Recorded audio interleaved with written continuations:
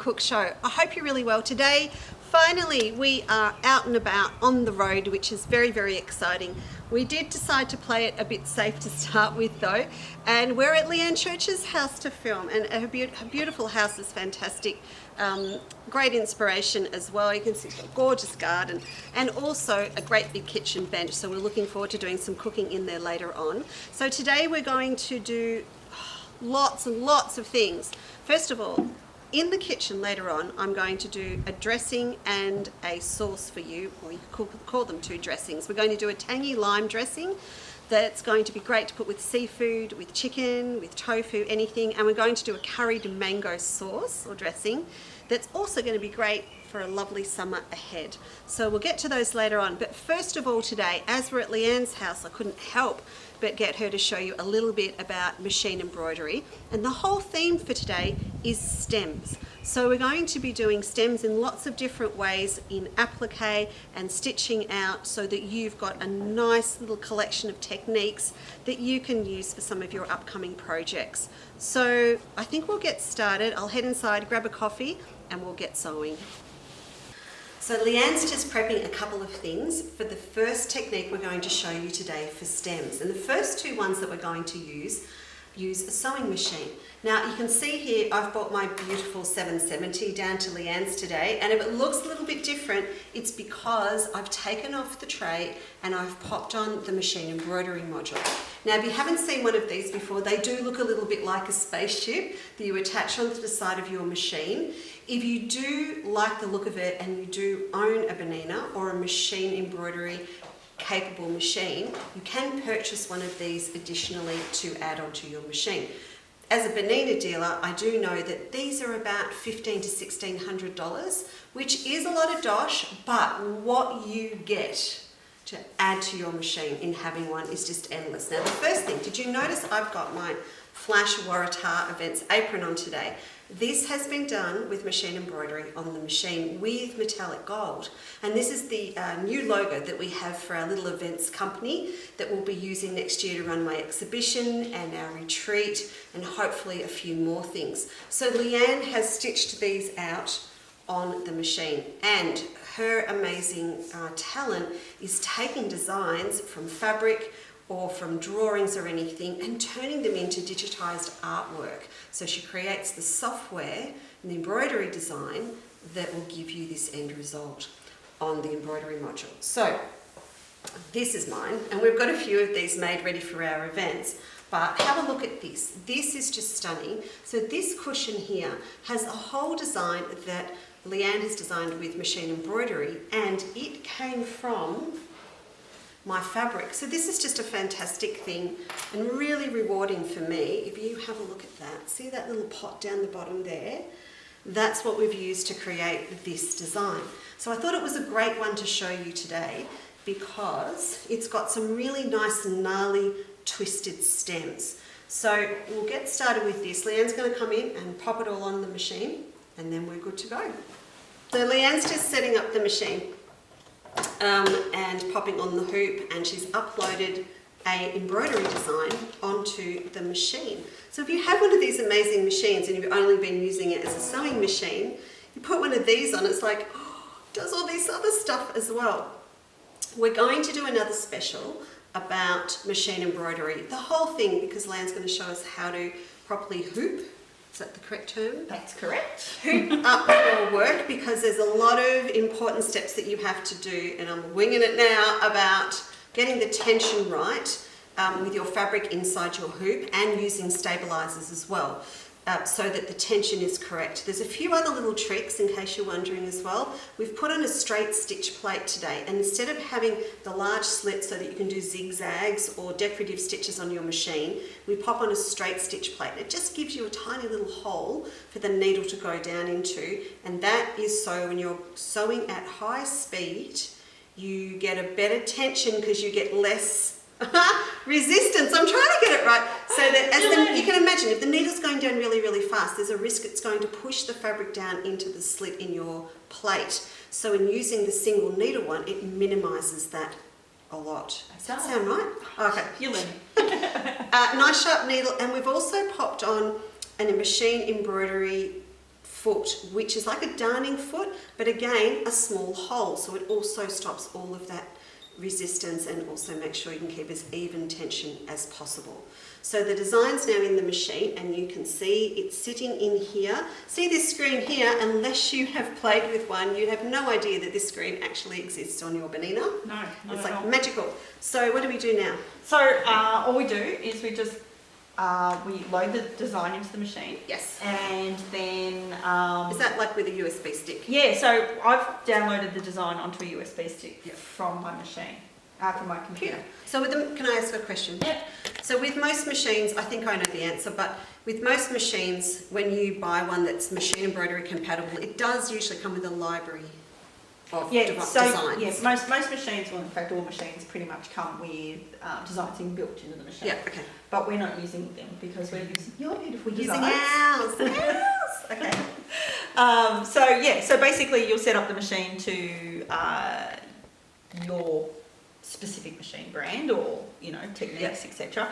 And then you'll hoop up your fabric, which we will do a lesson on that at some stage. There is a technique in actually hooping fabric. Yeah, and I still need to understand which hoop size to use depending on your design and how you. That's right, and majority of machines actually have sensors in them these days, so they will tell you if your design's not going to fit in that hoop. Yes, yeah, this one. Yeah, and a lot of them will allow you to resize as well. So sometimes, but generally with your designs, we're going to be making them appropriate for all brands of machines. Yes. In different sizes. Yes. So that we can, accommodate everybody from the little hoops up to the, massive hoops. So. And this one we're doing today, Leanne's actually had to hastily resize it because I didn't bring the bigger hoop. Yeah, so we've actually made it a little bit smaller today, so it's a little bit small on that one, but we will incorporate. So this one here, actually on the Benina, we've actually done it in 3 sections. So we've done this section here, and the bowl is done separate as well. So the bowl's actually an applique. Yes. So we've actually printed that, and what we've done with that is printed that on a sublimation printer, so onto fabric. Very cool. Yeah, so we could use actually the fabric from your design. Yeah, so we could cut it out and do what the girls call embroidery purse. Yeah, so we're still playing with that to see what we want to do with that. But and then this one here, because it's actually over the top of the bowl.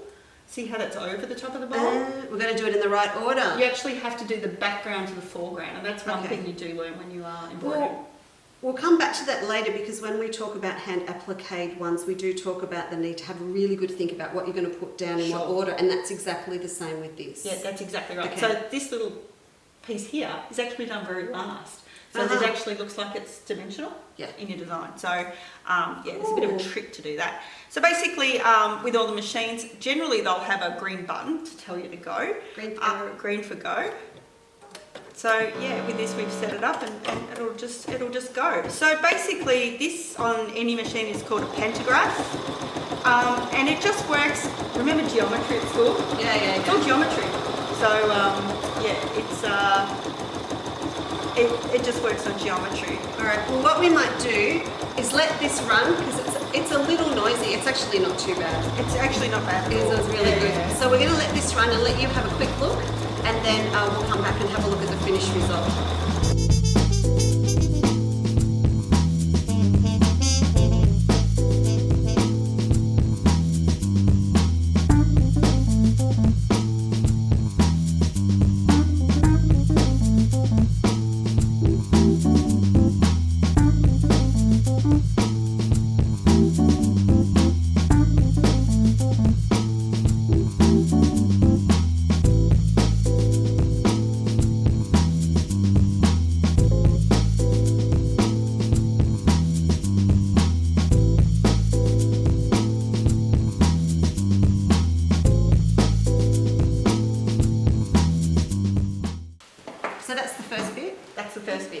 So it actually has 3 different sorts of colours in that, so it has shading. So because you have lots of layers of shading in your fabric. Yes. And I'm really privileged when I take your artwork that I get it in layers, so it makes it easier for me to do. Yes. So what happens is, which I didn't realise how important it would be, but when we finish designing a fabric, I've got up to 16 screens of different colours that are used for my fabric. And I get the breakdown of each of those screens, so then I can pass that on to Leanne and she can use those 16 steps to summarise and turn them into the different steps for different colours with threads. So it works really well. Yeah. This, can I take that out now? Sure. It's not gonna do it. Yeah. So if I just lift that out. Yeah, so we've only done the one colour, but it's still... How cool is that? It looks really cute. It never ceases to amaze me. And so we do 2 or 3 layers of green, so that if we wanted to. Yeah, if you want to blend it, shade it in different colours. And then of course what you can do at the end, you can add in highlights in metallic gold or silver as well.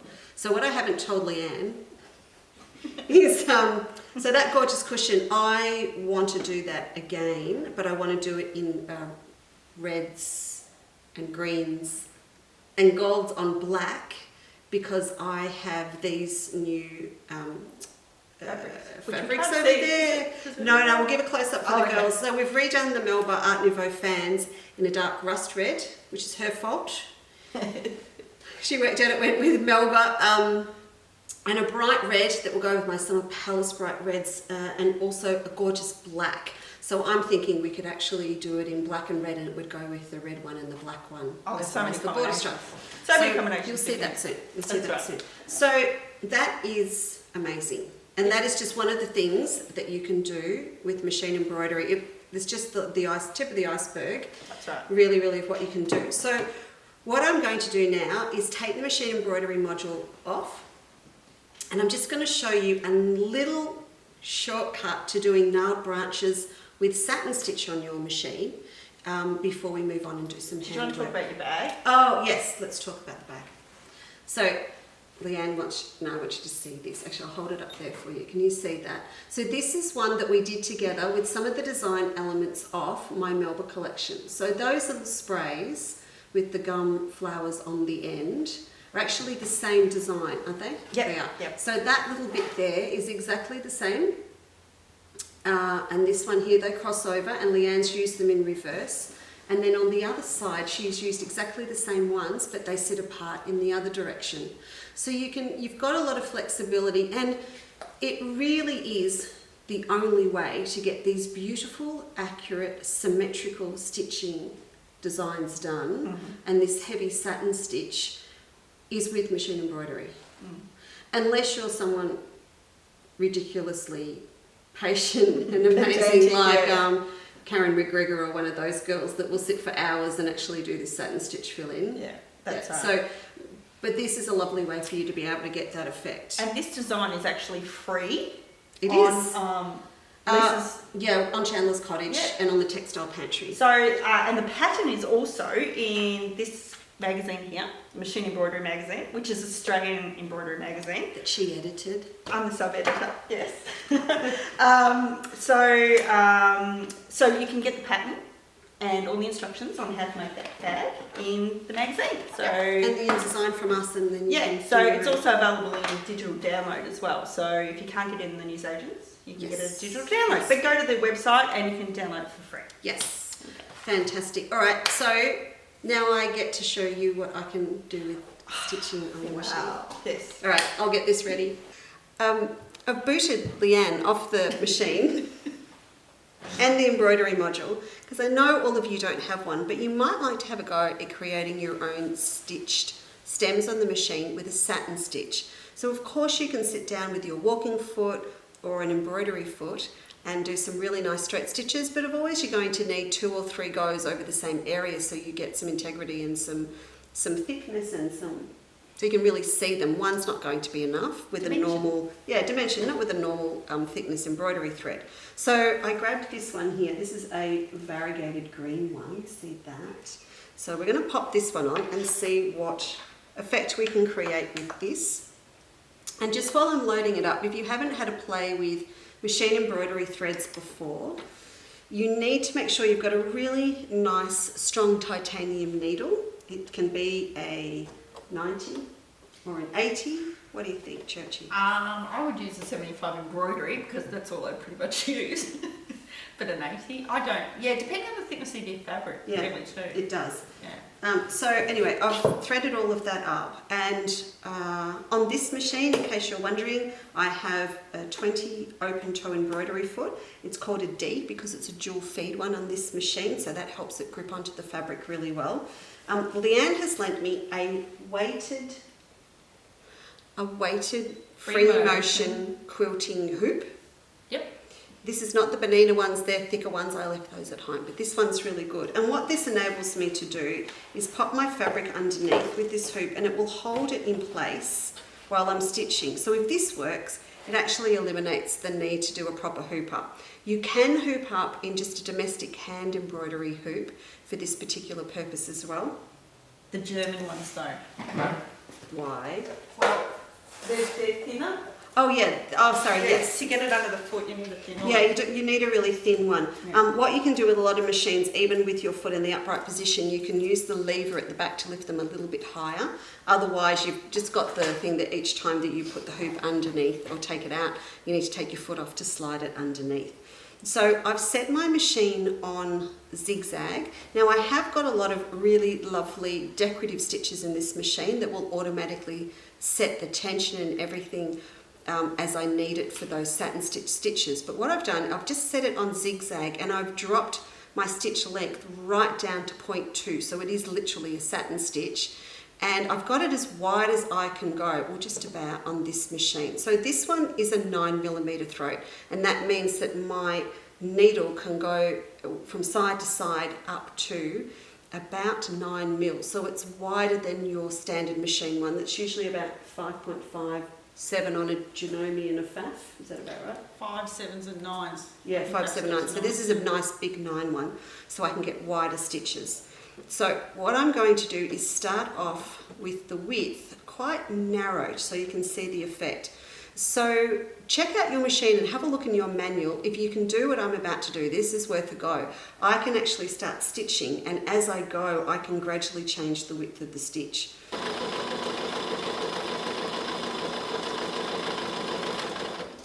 Let's have a look. So can you see what I'm doing? As I sew, I'm keeping my really short stitch so they get a satin stitch, and then at the same time I'm slowly changing the width of the stitch so that I get my branch and it will change shape as I go.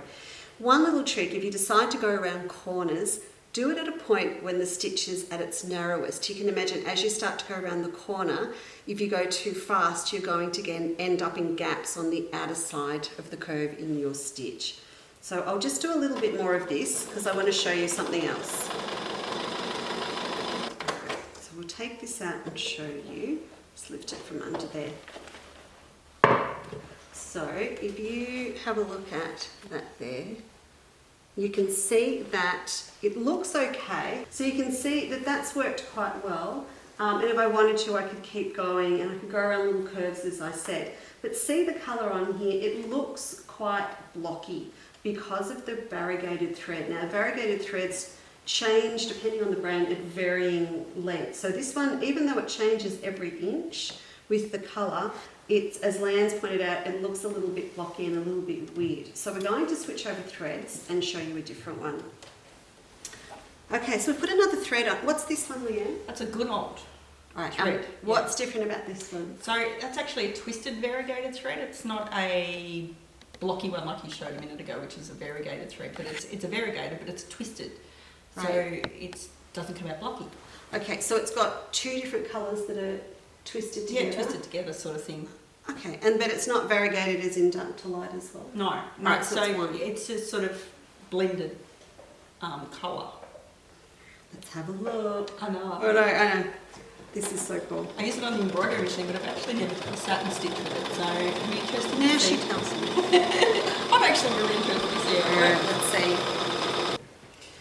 Okay, so let's have a look at this one.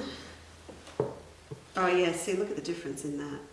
That's amazing. So see this one here, it's variegation is a lot shorter, so you get this very kind of busy, blocky effect. Now, we've done that with quite a full-on green, but if we did that with a soft taupey cream, it wouldn't be so bold. It depends on the thread. But have a look at this one that Leanne's brought out from her studio to have a look at. This is the twisted one, but you can see here that the variegation is actually longer and more muted. So yes, if we were to do some of this sort of work on one of our variegated fabrics, Yeah, the ombre fabric. oh sorry, yeah, the ombre variegated fabrics, this would look stunning. So if you have a fabric that's going to change from dark to light, We've actually got one here that goes grey through to a really, really pale grey white, and then use one of these variegated threads over the top, and it looks sensational. So please do have a go at this technique. I think it's really worth a try. You'll want your open toe embroidery foot, you'll want some stabiliser to go behind your fabric. An iron-on one particularly is really, really good. You'll need a hoop. It can be a hand embroidery hoop or a weighted one to help stabilise your fabric. If you do have a 9mm throat and therefore width of stitches on your feed dogs and on your feet, keep in mind if you go really, really wide, you might really want to resort to a good hoop, like a machine embroidery hoop to hold it really taut. And a bit more stabilised. Yeah, a little bit more stabilised, maybe a bit of starch or Because something. it can pull in. Yeah, so it might pull in just a little bit. So be careful of that, but please do have a go, because I think it's a great technique. And if you want to get a couple of different things done, mix up your technique. So you could use your stitched stems for your applique, and then put your 3D flowers on the top. So there's lots of opportunities there. All right, well, we're going to pack the machine up now, and then I'm going to show Leanne, heaven forbid, some hand stems, all right? So we had so much fun this morning, lots and lots done, but it's already lunchtime, and now I have two hungry bunnies, Kate and Leanne, who want lunch. And evidently, I'm in charge of lunch. So with my trusty coffee, Leanne's got one of these fantastic electric grills, and I must say I need to get one of these as well for summer. And what I am doing is just popping some prawns onto the grill, and then while they cook, I'm going to show you a couple of dressings that are going to be great to use for summer. They're very different. One's got an almost Asian feel to it because it includes lime and sesame oil. And the other one is a rich mayonnaise-based sweet dressing. So I'll just pop these on here. I don't think I'm going to fit them all on, but that will do me for now. So while they're cooking up, I'll run you through the first recipe that we're going to do today, which is a tangy lime dressing. This is one of mine out of a very, very old recipe book we had from one of our quilt shows. But I'll be honest, it's also a great one if you're watching what you're putting in your mouth over summer in the nicest way possible, because it's very fresh and light. So if you are going to be like me and stick to the super healthy salads over summer, I find one of the secrets is just have a really yummy, guilt-free dressing that is going to make anything that you eat taste fantastic. And then I'm not going to mind if I just eat a great big bowl of fresh salad greens with some lean chicken, because this is going to give it a punch of flavour, and I'll be able to live with that quite a lot, I think. So this tangy lime dressing, it's got a few ingredients. Hopefully you've got a lot of them in your pantry already. I brought a lot with me today, and it turns out I didn't need to. Leanne had a lot of them in her pantry as well. So the first thing we're going to use is some light soy. So light is not so much about the colour, it's about the flavour. If you don't like too much salt, then obviously just get a low salt version as well. And of this we need 30 ml, so that's going to be about a tablespoon. So I'll just put a good dash of that in there. And then the second thing, now the original recipe has grated palm sugar. If you can't easily find this, or you prefer not to use palm sugar, what I suggest you do is just grab some raw sugar if you've got it for your coffee or something like that. And it says about 2 tablespoons. Now I've always wanted to buy one of these so I can look, really flash like the celebrity chefs, and just pop in about 2 teaspoons. That's just grating in there at the moment. We'll give that a shake off. If you don't have one of these, just use a normal grater, that's fine. 2 teaspoons of rice vinegar. Again, if you don't want to go into the Asian aisle at the supermarket, just use a white vinegar, but this does add a little bit of the flavour. And then further on, rice vinegar is really good to add if you are doing an Asian, or just a nice simple Asian marinade. So if you're doing a sweet chilli and a soy, for example, maybe with a bit of honey just to throw in with some chicken or beef, add a little bit of rice wine vinegar. I'll show it to you there. It's adding an acidity to your marinade, and that acid is going to help tenderise the meat while it's marinating. So in this particular recipe, we need about 2 teaspoons. Then we've got pickled ginger again. This is something we don't usually have in our cupboard unless we're a ginger freak like the boys in my house.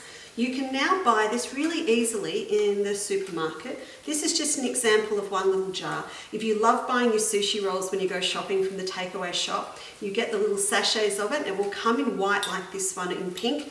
It doesn't matter which one you use. I'll just pull a bit out to show you.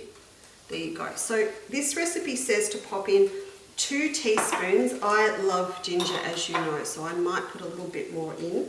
And we're just going to finely chop that. It's going to be a personal preference on how large or small you have it. I'm feeling really conscious right now because Leanne's standing in the background watching me, and she was the chef originally. Food scientists, which what I was, are not chefs. They are the gurus of manufacturing high volume foods. They should not be able to chop and make it look okay, so I'm very conscious. She's checking me out. Then wasabi paste. So in the same spot that you're going to grab your pickled ginger and maybe your rice vinegar from in the supermarket, you can buy wasabi paste. I do love getting down to the Asian greengrocers when I can and buying the actual wasabi powder in a tin and making it up myself. So it's like we used to make up at my grandmother's fresh mustard with mustard powder. I love doing that, but now you can conveniently buy it as well in a tube. If you don't want to do the wasabi, essentially you want a really nice fine hot horseradish, and that will do the same thing for you if you're not a wasabi fan.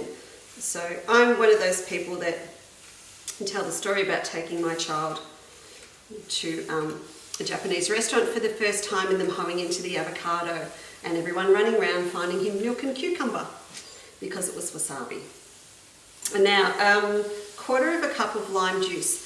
This does need to be lime, so you've got 2 options with this. You've got fresh limes, that's fantastic, or you can indulge and buy fresh limes, or you can just grab a bottle of it from the supermarket and keep it in the fridge. With Christmas and cocktails and salads, you're going to use it anyway. So I've got 1/4 cup of this weighed out. We'll pop that in there. And then the final thing that we want to add is some sesame oil. Another thing great to have in the cupboard and to use for marinades for Asian cooking, and I just want about a teaspoon of that. And that is it. That's all there is in my dressing. So let's go back and turn these prawns. They are looking lovely. Now I've used ones, you can see they're completely shells on the whole lot. So I'm going to make the people that eat this today work for their food because they're going to need to peel them, and we'll just pop a little finger bowl on the side. With summer, to me, it's all about slow eating. Winter's about slow cooking. Summer is about fast preparation, outdoors, lots of friends over, and fast cooking and then slow eating. So it's nice if they have to peel them while you're sitting having a drink and a chat. If you don't want to do this, of course, you can buy ones that are already peeled, but I think it's really nice if you can still get them at least with the tails left on. They look nicer for presentation.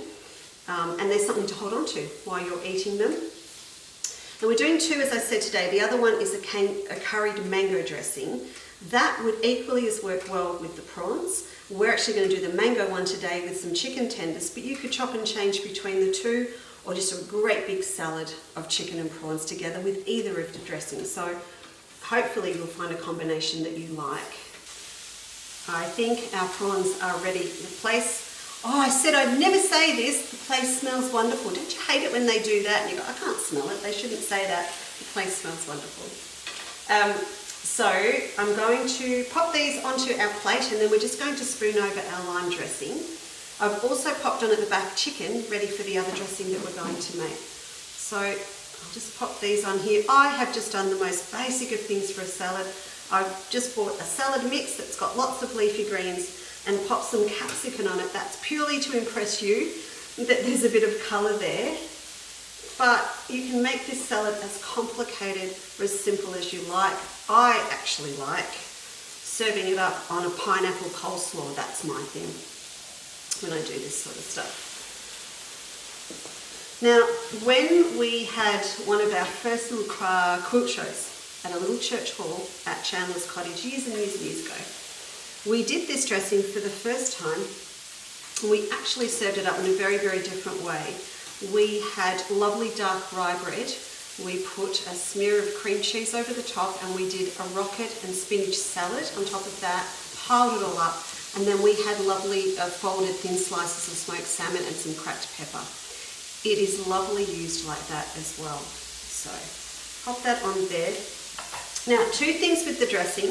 If you're going to serve up your prawns like I have here, what you would actually do is put a little bit over the prawns and then have a pot of the dressing on each side, or separate little pots for people next to their finger bowls.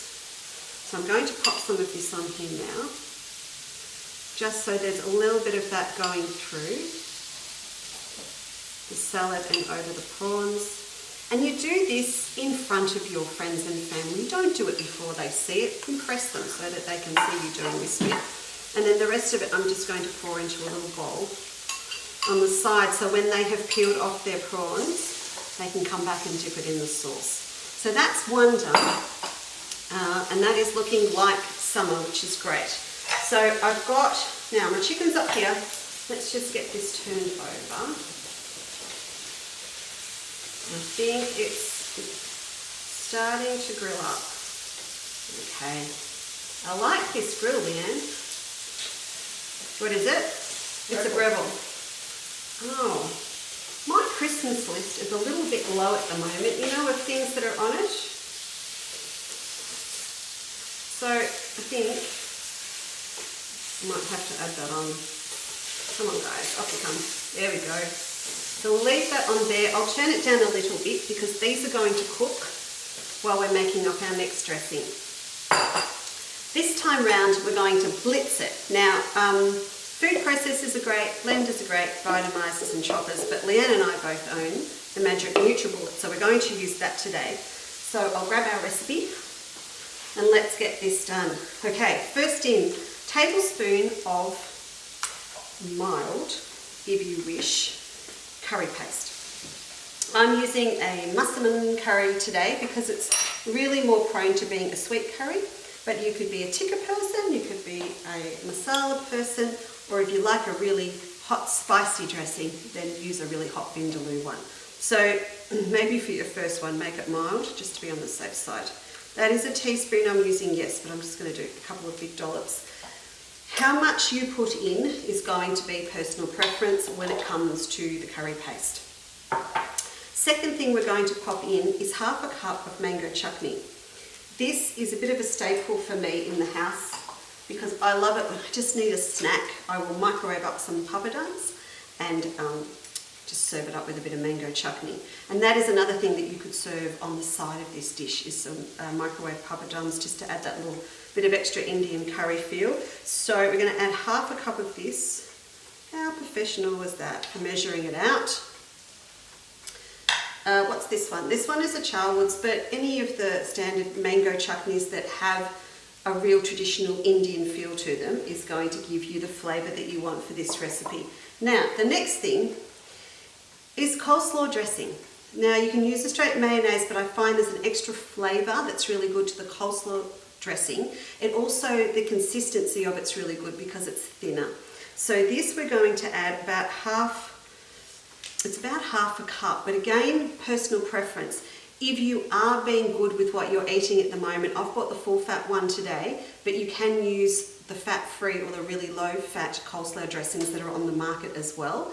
And they are probably going to make you feel a little bit more healthy when you add it to your healthy lean grilled chicken salad. You know, I will use half a cup because I could get terribly carried away here. So let's just pour in half a cup of this. You'll see from the ingredients I've used so far, with this one, everything that you need, you can have in the pantry or the fridge to have ready at any time. So if you do get to one of those nights where you just don't feel like cooking, you just send someone else out to the barbecue with the chicken or anything else that you're going to cook, and then you can just whisk this up in 2 seconds and you're going to have everything that you need in the house. The last thing is mangoes. Now, of course, we're coming up to mango season now here in Australia in spring, and they're fantastic. But if you want to make this all year round, or you want to have everything that you have in the cupboard, for this dressing, you really don't need to have fresh mangoes. You can have some beautiful Australian mangoes sitting in the cupboard ready to use. And I'll just go to Leanne's drawer and grab a fork to get these out. There we go. So the recipe says one of those cans that we usually get of about 425 grams. I wanted to use these lovely Aussie ones from Goulburn Valley today, so this one's got 600 in it. So I might leave a couple in the bottom and I will pop them back in Leanne's fridge, and I'm sure that they will disappear on ice cream tonight, maybe. Thumbs up. Right, so that's it. That's it. That's all there is. I'm going to stick the lid on. Hey, Churchy, this one's different to mine. Do you just go on and it goes? Push down. There we go.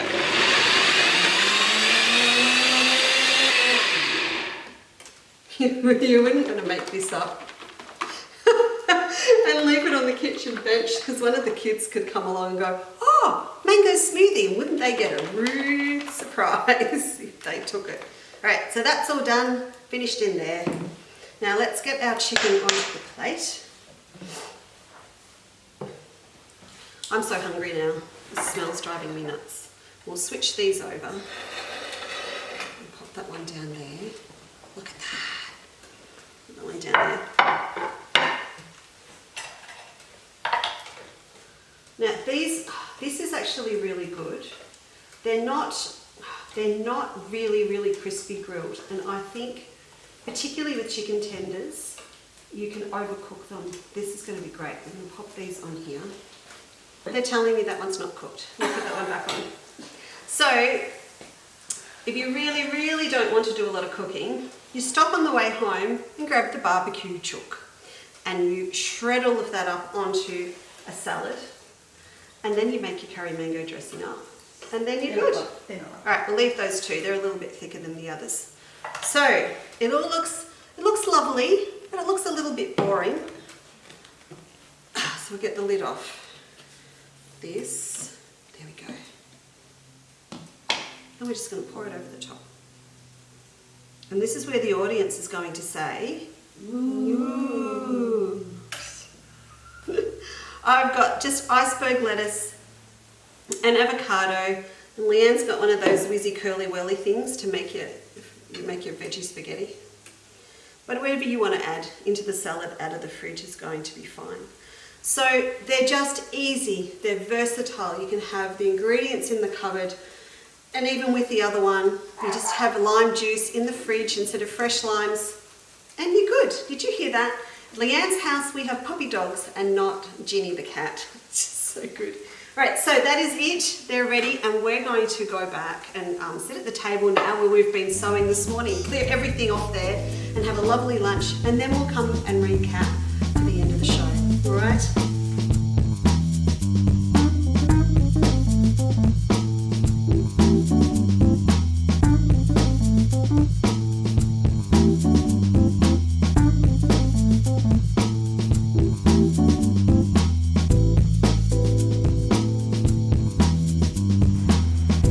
We've cleaned up Leanne's kitchen, had a lovely lunch, and now it's time to do a little bit of hand sewing. So we've moved into the lounge room because it's nice and cozy in here. And we're going to do some handwork. So this is one of those lovely things that you can prepare in your sewing room and then sit down with a cuppa and do in a quiet place. The first thing that I wanted to show you about doing stems by hand is, of course, to pull out my old friend, my Oriental Baltimore, and just show you a couple of the blocks out of this. So if you have a look at this one here, this is the poppy block, and you can see these little gnarly stems that I have here that I have done with a batik on this particular quilt. So they're kind of nice and thin, and they're a little bit irregular as well, which gives it a realistic look. There's another one here as well. That's the cherry blossom block, and you can see that's the same there. Now if I did want a really nice even stem, well, of course I'm going to pull out my 1/4 inch or my 1/2 inch bias makers, but because I want this realistic botanical look, then a little bit of handwork and a few easy tricks are going to give me the result that I want. So let's have a look here. Now I grabbed this beautiful ombre fabric, which is one that I love using. See that? It shades from light to dark. It's just gorgeous. So this is really nice to use for stems as well, because it's going to give you the effect of shadows from dark to light for a setting in a scene if you're creating one with stems and flowers, for example.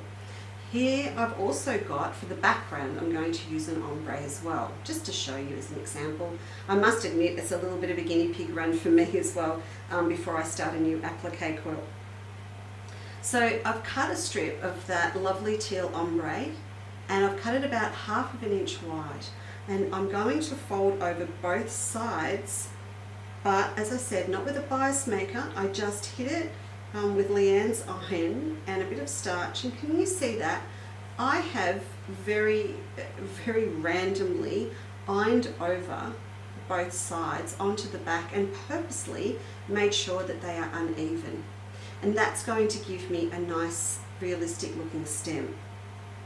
And if you remember, I think it was just in the last show that we did, we talked about invisible stitching. If it wasn't that one, it was the one before. So all I'm going to do, as we've talked about before, is a nice invisible stitch, and I'm going to bring my needle up from underneath with my knotted thread. I'm using a silk at the moment. It's just what I had with me, and I know with that little technique we've talked about with invisible stitching, it will just disappear. So I'll just do a couple of stitches on one side to show you. There we go. I'll hold that up as close as I can and hope it stays in focus. There you go. So it's just, I'm just going to sew down one side, then I'm going to sew down the other. Now, the trick, if you want it to look quite wrinkly and rustic and real, like mine do, break the rules. And that is sew down one side as you go up and sew down the other side to get back down again. And that is purposely going to make it crinkle and twist, and it will look more gnarly. If I wanted it super flat, when I'm doing my bias work, of course, I'm going to sew from the bottom to the top on both sides, but I'm purposely going to mess up with the tension and how flat it sits with these, so they look a little bit more realistic. And then when you do come to quilting it, remember to quilt down really close each side of your stems if you can, and it will help make them pop when you've actually got the quilt completed and quilted. So that's one little trick. I'll just take this one off here, and then I can show you another one. So the other little trick to doing a really nice easy appliqued stem, I've got some more pieces here cut, and they are also about 1/2 inch. If they look uneven, it's not your eyes and it's not the camera. I literally just freestyle cut those with a rotary cutter. Not on Leanne's beautiful table. I did put it on a board first. So what I'm going to do is I'll just knot up my thread again. Now, this is one of those batiks, and we've talked about this too, that they are the same on both sides. But if you were going to use a fabric like this ombre, it does have a right and a wrong side. So what you're going to do is put the right side of the fabric down onto your background. So I'm going to put it down this way, like that. Now, if I was actually going to follow a particular line or a shape for a stem, of course I will have it marked onto my background, and I'll use those little applique pins that we talked about, these little guys here, to hold it in place. But for the purpose of showing you, we're just going to start off with it on here. So what I'm going to do is a tiny little running back stitch. And when I mean running and back stitch, I'm going to do a little running stitch like that. I'm going to pull it through, do 2 or 3, and then I'll go back. The smaller these stitches are, really, the better it's going to come out. And I'll pull that up again. So that's just a little running stitch down one side. Now, I want to finish this off, because I'm going to show you what happens. See, I'm breaking the silk with my fingers. Isn't that naughty? But I'm too cozy next to the couch to go and find my scissors. Okay. These applique needles really do become a tool when you do something like this. So what I'm going to do now, I'm going to fold over on, so the right side is showing like that, and I'm going to tuck under the other side like this. Can you see that? So you're going to get this really narrow little stem that is also padded up by extra width of the fabric. So I can make this as thin as I like, and then it's going to come down to personal preference on how thick or thin you want your stems to be. This technique, of course, is not going to work if you went to sew it down on each side. Okay, can you see that? So it's actually sewn down. I'll do a little bit more and then I can show you some more of the technique. This is so much fun. I could just keep going. Can you see that? I've managed to pad out my stem as I go because I'm turning all of this excess fabric underneath, and I'm actually adding in quite a few twists and turns as I go, so I'm going to get a really nice and gnarly branch. If you think about it, it's also a lot of fun if you have two going at the same time. So I could put a different coloured one over the top here, put it underneath, and this one over the top, and end up with a twisted branch as well. So please have a go at doing this. It's great fun. And I'll just go back to the quilt and show you another one that's on here. So have a look at this one. This was the chrysanthemum block. So we've talked, as you know, before about ruching.